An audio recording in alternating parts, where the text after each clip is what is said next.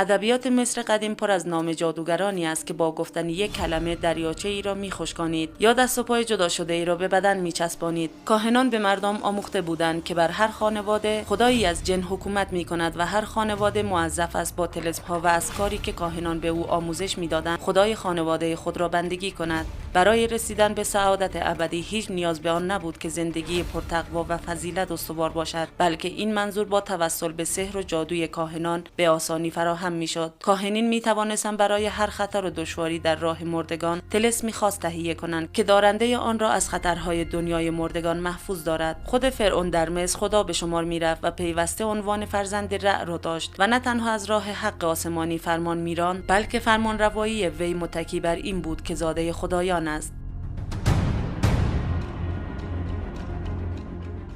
رع، این خدا بعدها به نامهای هوروس و آمون نیز خوانده شد. خدای آفتاب یا خدای خورشید در مصر باستان است. او به شکل یک انسان با سر شاهین به تصویر کشیده شده است، با تاجی شبیه خورشید بر سرش که یک مار کبرا دور آن پیچیده است و کلید زندگی یا آنخ در دستان اوست. در واقع فرعون نماینده و نائب السلطنه خدای رع است، چرا که در نظر مصریان فرمانروای واقعی مصر همان خدای رع بود.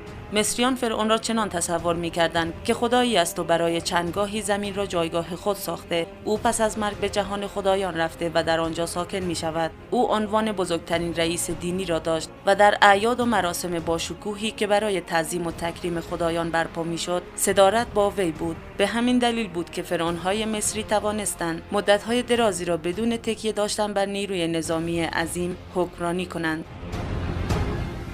مهمترین مدافعان و حامیان رژیم فرعون کاهنان یا همان ساحران بودند. کاهنان در طبقه دوم پس از فرعون قرار داشتند و قرآن به صراحت از ایشان به عنوان ساحر و جادوگر یاد می‌کند. میتوان گفت کاهنان در مصر پایه‌های لازم تاج و تخت و پاسبان‌های سری سازمان اجتماعی بودند. در واقع معبد آمون صرفاً مسئولیت تربیت مبلغ مذهبی را نداشت. آنان بزرگترین مشاوران پادشاه بودند و شواهد بسیار در دست است که برخی از فراعنه را مانند موم در دستان خود داشتند و اکثر فراعنه قدرتمند نیز کاملاً تحت تاثیر تعلیمات و اعتقادات سیستم کهانت عمل می‌کردند.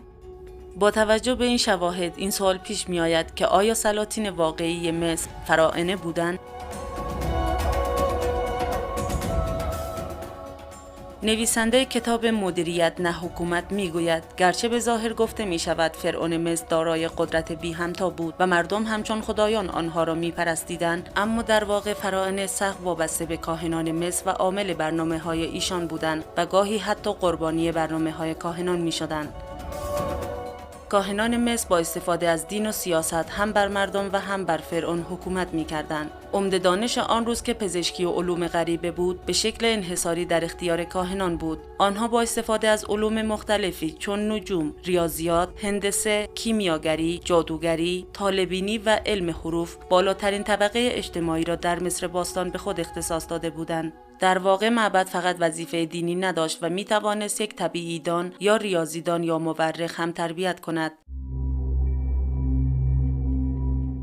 اما تنها این نیست و دانش و قدرت کاهنان مصری در اینها خلاصه نمی شود. در بیشتر جوامع سری عرفان و قدرت با هم همراه هستند. در مصر باستان هم این چنین بود. کاهنان از عرفانی به نام کابالا پیروی می‌کردند که بسیار پیچیده و رازآلود بود. تشکیلات کاهنان معبد آمون بسیار سری بود و سلسله مراتب بسیار پیچیده داشت تا بتواند با تمام وجود از ماهیت و حقیقت عرفان کابالا دفاع کند. به همین دلیل ما هرگز نمی‌توانیم بفهمیم کابالا واقعاً چه بوده است. در کتاب تاریخ جمعیت‌های سری و جنبش‌های تخریبی آمده است کاهنان معبد آمون از مناسک و عقایدی خاص پیروی می‌کردند. آنان از صمیم قلب سوگند یاد می‌کردند که تعلیمات خود را از سایر مردم مخفی نگه دارند. کاهنان مصری به قدری در حفظ اسرار دقت داشتند که ما از شعار و اعتقادات دقیق ایشان اطلاع کمی در دست داریم. آنان در این مسئله به حدی جدی بودند که دانشمندان دیگر کشورها هم هراس داشتند در مورد این اسرار خبری گزارش دهند. هرودوت در مورد مذهب اسرارآمیز کاهنان مصری می‌نویسد: من به واقعیت آنها آشنا هستم ولی مایلم امنیت خود را حفظ کنم.